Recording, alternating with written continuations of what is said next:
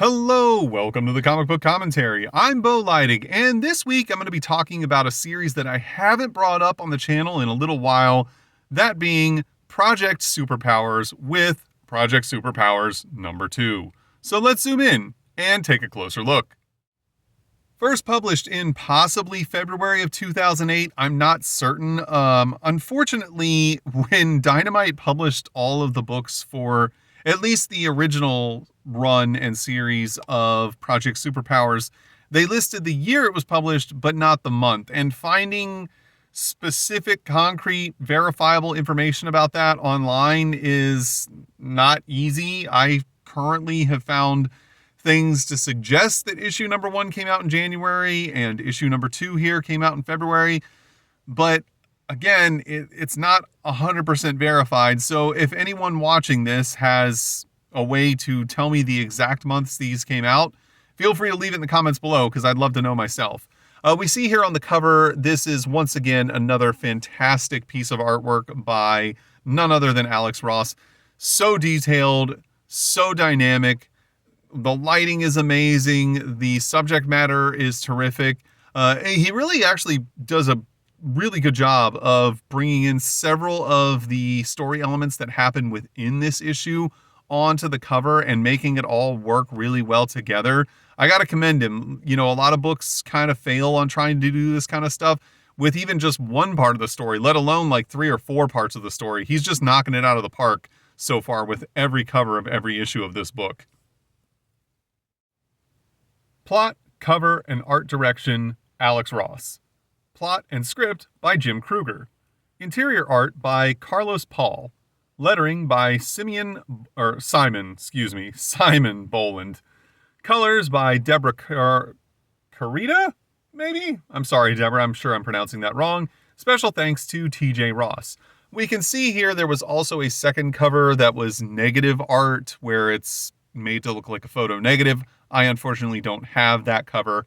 And on the first page, we get right into the story with one of the people featured on the cover, the death-defying devil, is wandering through a catacomb-like sewer, trying to find his way to the surface, as he does finally find a ladder that leads him up to a manhole cover, and we see that he's actually entering the cities of Paris, where a riot of some sorts happens to be going on. Also, the monologue that is being talked over, or I should say written over all of these images of the devil, is not from him. It's actually from the fightin' Yank, Bruce Carter, who is talking about how he feels a sensation that he hasn't had in many, many years, and something that reminds him of a time when he was engaged in World War II, and that this sensation is something that he's been missing in his life, because it reminds him that in order to survive, he can't just stand by the sidelines. He has to fight, which is why he is the fighting Yank. We are then teleported back to the rooftop of the Dynamic Forces headquarters, where we see that the fighting Yank, the Green Llama, and the American Spirit are hopelessly outnumbered by the Dynamic Man and all of his forces, who are swarming in with the intent of killing all 3 of them. Although I guess the American Spirit is already some sort of a specter or ghost, so most likely can't die. However, as much as the Black Terror wants to see Bruce Carter dead in this instance, he is actually more preoccupied with going toe-to-toe with the Dynamic Forces, as he climbs up the side of the Dynamic Forces headquarters and reaches the rooftop and engages in battle with all of the androids on the rooftop. He's also made well aware of the fact that he is in fact dealing with nothing but androids, which is actually to his great delight, as he now realizes that he can fight with basically reckless abandon and doesn't have to give any concern to harming any actual human beings in this onslaught. The Dynamic Forces army, I guess is the best way you could put it, is caught off guard a bit by the Black Terror and is now kind of trying to figure out exactly how they should proceed in this battle. As several members of the army try to swarm the Black Terror, we see that Bruce Carter, the fighting Yank, is also being attacked by the Dynamic Woman.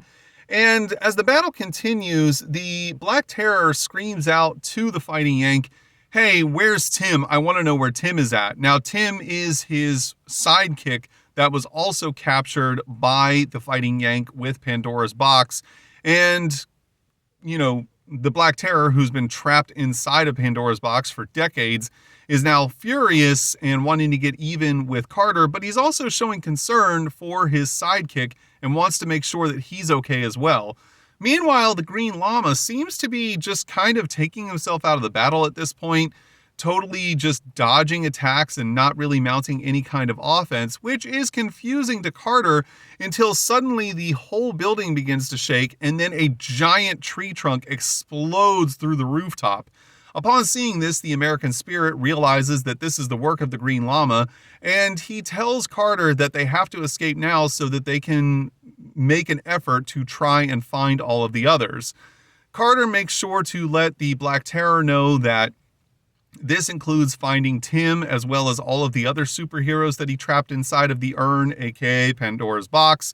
And so now the Black Terror finally decides that he doesn't have any choice, that he's going to have to go along with whatever is going on between the Green Llama, the American Spirit, and Bruce Carter. We then see that the Green Llama creates some sort of portal to teleport the team away from the rooftop and getting them all back to safety as the vines begin to entangle all the members of the Dynamic Forces army. As the four of them are teleported away, we then see that the building itself is becoming completely engulfed by all sorts of foliage and vines and tree limbs.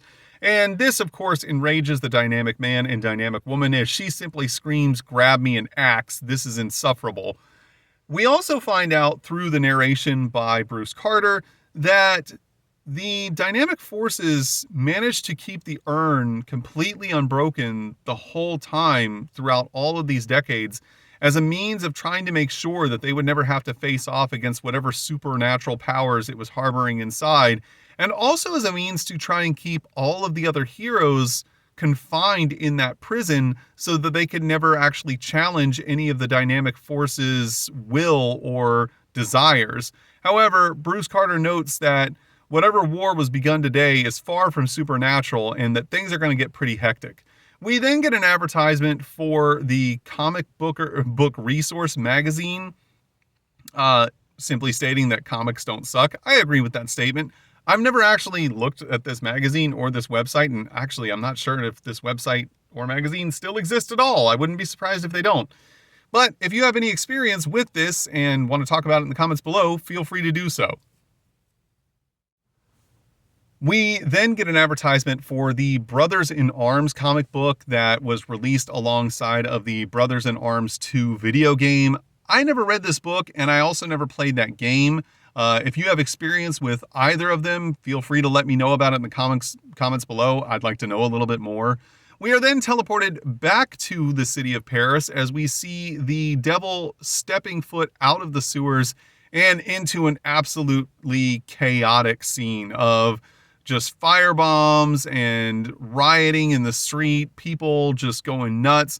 We then see that there is a large contingent of riot police trying to get this under control. However, one of them is hit with a firebomb, which knocks them to their feet. Then a swarm of rioters run up and start beating the officer mercilessly. The officer screams for help, and thankfully the devil himself is nearby and decides to come to the aid of this downed officer. The devil wastes no time springing into action and throwing one of his boomerangs. It immediately knocks one of the rioters in the head and then continues on its flight path. The devil then uses this opportunity to go and attend to the downed officer as the boomerang continues to fly around, knocking several of the other rioters down and gashing one of them in the forehead as it returns back to him and he catches it nonchalantly.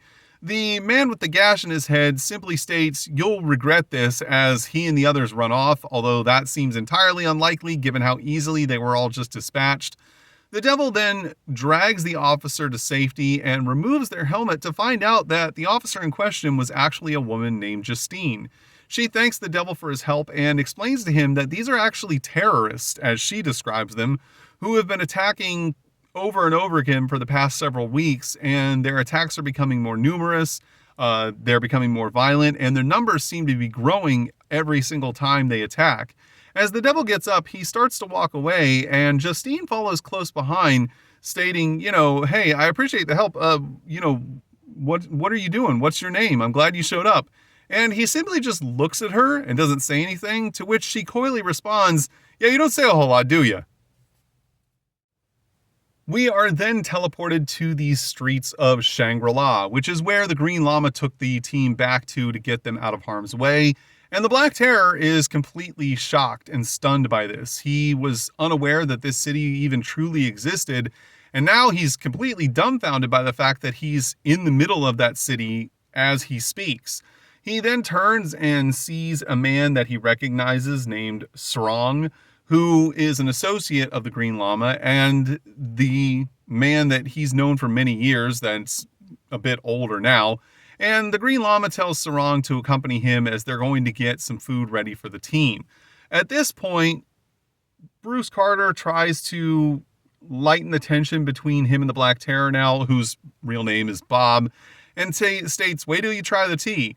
However, the Terror himself is having none of this, as he tells Carter that he's not going to forgive him until he's dead. However, the Green Llama interjects and states, Bob, things have changed a lot in the time that you've been stuck in the urn, and there's a lot of things that we have to set right before you start going after Bruce. However, the Terror reminds Bruce that he couldn't possibly imagine how bad things were inside of Pandora's box, which leads us to believe that it was a bit of a living nightmare, one that they were all very aware of as it was taking place while they were stuck inside there for decades. The Terror walks along with them and asks, why isn't it Carter's responsibility to take care of all this? He looks like he's having the time of his life. However, the llama tells him, look, Bruce is the one who's trying to set everything right. That's why he was the one that broke the urn and freed everyone. He's trying to fix this. The Terror then asks about Tim once again, and the American Spirit interjects by stating it's most certain that he is freed from the urn. However, we don't know exactly when or where he's going to show up. The Terror is not satisfied with this answer whatsoever, as he tells Carter to get out of his way because he doesn't like following behind him, but he also doesn't want to have his back turned to him either. As the team makes their way inside of a building, Carter is cut off once again by his ancestor spirit, who tries to sow some seeds of distrust between Carter and the rest of the team, stating, have you considered that, the American Spirit is organizing all of these members together to kill you? But Carter pushes through him and states, no, I don't have any problem with that at all, and you're just as much to blame for this predicament as I am, as he seems to be completely out of patience when it comes to dealing with his ancestor spirit and taking him at his word. However, it does seem funny that his spirit would be like, hey, they might be trying to kill you, even though Carter's basically just accepted that he's on death's doorstep at this point, given his advanced age and the fact that there are so many people who want to get rid of him anyway. So it's not really something that, is going to change his mind in any way to be like, hey, they might be plotting against you. We are then suddenly teleported to the Middle East, where we see this completely new character who is wearing a cloak, carrying a staff, and is also blind, just calmly walking through a horrendous battlefield.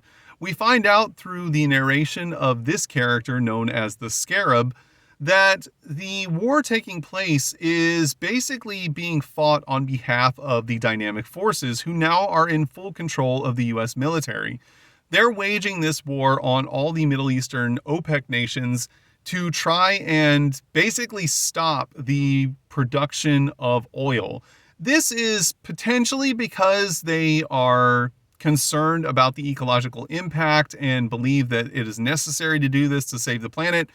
but it's also because of the fact that they happen to own the patents and rights to the synthetic fuel that they want to use to replace oil with, which would give dynamic forces the complete control over the entire world's energy supply. We also find out that the soldiers fighting this battle in the US military are claimed to have been suffering no losses. This is not the case. What's happening is that when these soldiers are maimed or killed, they're basically just spliced back together and put back on the battlefield as walking corpses.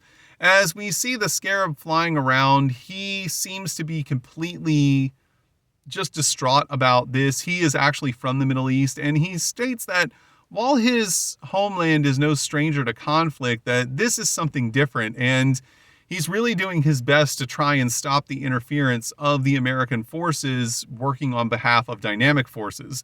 He's managed to avoid his detection by the dynamic forces by using a scrambler to prevent any video footage of him being taken, but there are eyewitness accounts of his existence. We then see 2 fighter jets flying over the city, as we see also the Scarab flying over the mystery man in the cloak. And then suddenly we see that one of the jets just fires a missile at this one individual guy, which seems like a waste of munitions. Upon seeing this, the Scarab decides that he's going to save this poor man, as he quickly flies in behind the rocket, grabs it, and then prevents it from hitting the man, who turns over his shoulder, seemingly aware of what just happened, even though he does not have the ability to see. The Scarab then happens to throw the rocket into a nearby building that was hopefully unoccupied, as it immediately explodes as the Scarab falls to the ground. The mysterious man thanks him, but also tells him that his actions were completely unnecessary, as he helps him to his feet. This shocks the Scarab, as he states, "Wait a minute, I just saved your life. What are you talking about?" But the old man states, "No, you didn't. I was going to be fine regardless, but if there are people who need saving, I suggest you find them and get them out of here." This once again shocks the Scarab, as he also sees some of the troops from the United Forces, as they're called, approaching the man with a tank and guns drawn, as they state that he has to surrender immediately. He then runs up to the man and states, "Listen, I don't know what's going on or whether or not you're crazy, but either way, I can't let this happen." However, the man pushes him away and states, "Let me show you what I'm talking about. I can't be harmed by bullets or blown up by bombs, and I'm not afraid of betrayal because all of those things have already happened to me." As we see the tank fire a round, which veers off course before it ever hits him. He then grabs the barrel of the tank and lifts it up over his head, as he displays a rather impressive feat of strength. Now, for as cool as this looks in comics, the idea that this would work is kind of laughable. Even if the barrel of the tank was strong enough to support the entire tank's weight, it would likely rip the turret off of the base of the tank before the entire tank itself would come up off of the ground. Not to mention the fact that the man in question doesn't weigh enough to actually offset the weight of the tank, and therefore wouldn't be able to lift it off the ground due to balance issues and weight distribution, even if he were strong enough to lift the tank's weight on his own. The mysterious man then states that he is beyond all of the things that most men fear, and then decides to introduce himself, stating, "Perhaps you've heard of me. My name is Samson," as he, I guess, through the tank, since it's no longer around, and spreads his arms, knocking away all of the soldiers who were converging on his location, and is standing in front of a huge explosion, which again most likely was the tank. It's a very cool, like, two-page splash image, even if it is a little bit like deceiving, or I don't know if deceiving is the right word, perhaps confusing would be a better one, as to what exactly happened and how he was able to suddenly cause all of these soldiers to just be knocked back. We really have no idea of what this man's powers or capabilities truly are at this point. We're then once again jarringly teleported to the opposite side of the planet, where we find the Flame, who has been released from Pandora's box and finds himself in the Hollywood Hills, as he desperately tries to find his wife, who he lost contact with when he was pulled back out of Pandora's box. He states that he's sorry that he didn't hold on tighter and that she was the only thing inside of that place that made sense. He then apologizes for losing her once again as he falls to his knees and just says, "I'm sorry," as he seems to be mentally and psychologically broken at this point, not able to continue on, and maybe not in the best shape to try and fight in the coming conflict, as we see him in front of the Hollywood sign that he has just set ablaze. We then get a 2-page ad for the complete 6-disc series of Painkiller Jane that originally aired on the Sci-Fi Channel. I never once saw an episode of this show. I can't speak to whether or not it was any good. I never read any of the comic book issues either, so I don't know a lot about them. If you do and want to talk about it, feel free to do so in the comments below. I'd like to know more about this series and if it was worth taking a look at. Meanwhile, back in Shangri-La, the Black Terror is having a conversation with the American Spirit, trying to figure out exactly where his sidekick Tim is, as he had made a promise to Tim's mother that he was going to return him safely home after the war. He understands now that that's impossible, given that it's well into the 2000s, and Tim's mother is certainly dead at this point, but he still believes it's his duty to try and find his young comrade, and states that what kind of monster would ever not try to fulfill that promise, and then looks back at Carter stating once again, what kind of monster. As we can see, he's still trying to make Carter feel guilty for the obvious sins that he's committed. The American Spirit states that Tim will return, but it may not be his time yet. The Black Terror is angered by this response and states, what does that even mean? Who decides when his time is? Are you the one in control? Who even are you? But then the American Spirit states, be happy that you don't know who I am. At this point, the Black Terror has had enough and states, oh yeah, you're a grand old flag, as he storms off. At this point, Carter tries to once again apologize to the Black Terror, but he's having none of it as he just shoves Carter down and states, I don't care, as we then see him wander off by himself, sit down on the side of the mountain, and just put his hand in his head as he begins to weep, as we realize that at this point, now that he's had time to start to process exactly what's going on and what has happened, that the Black Terror is starting to really have to deal with some heavy emotions and is worried about what the future holds and if there's any way for him to go back to a normal life after this entire ordeal. Meanwhile, back at the Dynamic Forces headquarters, we find out that the Dynamic Man and the Dynamic family are having literally no luck whatsoever in trying to clear all of the foliage off of the building, finding out that every time they cut a vine or limb, it just sprouts out even more. At this point, the Dynamic Man's basically had enough of this and decides that he's going to chop this tree down at its trunk and light the whole thing ablaze if he has to. And then after they find the men who have caused this, namely Carter, the Black Terror, the Green Llama, and possibly the American Spirit as well, even though they don't really know a whole lot about that whole can of worms and what that entails, that they're going to build a new headquarters, an even bigger building, and something that's even more impressive, as they state that the world is depending on them as we come to the conclusion of this issue. We then get a little bit of a vignette, or vignette's probably not the right word, but a little bit of an explanation about the death-defying devil. However, we find out that really no one knows a whole lot about the devil. His name is, Bart Hill.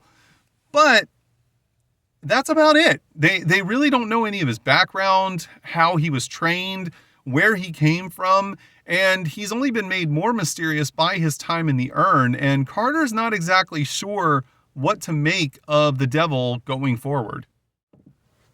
We then get 2 pages of Golden Age character sketches done by Alex Ross with Inlight Studio. Once again, the characters used throughout this entire series are Golden Age characters who fell into the public domain and then were scooped up by Dynamite.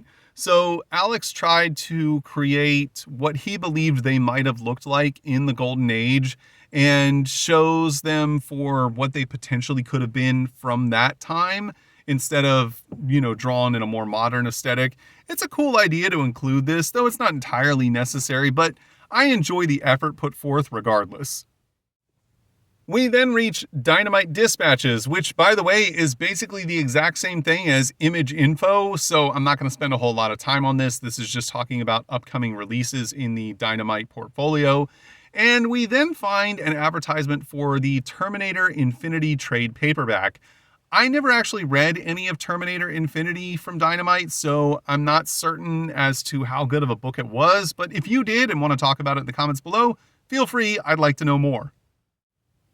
We then, on the final page of the book, get an advertisement for the Zorro comic from Dynamite. I thumbed through this a few times, and personally, I wasn't that interested. Zorro as a character is fine, but I just really felt like the artwork of this book was really kind of amateur at best. This period in Dynamite's history really did feel in a lot of ways like they kind of broke the bank on hiring Alex Ross, and didn't have a whole lot of money to go around for other really talented artists at that time. It was kind of like, hey, here's Alex Ross, isn't he amazing? And here's a bunch of other artists who you've never heard of and whose artwork isn't really anything to write home about. I know that sounds like I'm being a real jerk and am super critical, but I just was never really impressed with a lot of the interior artwork of the books that Dynamite was putting out in, the early 2010s.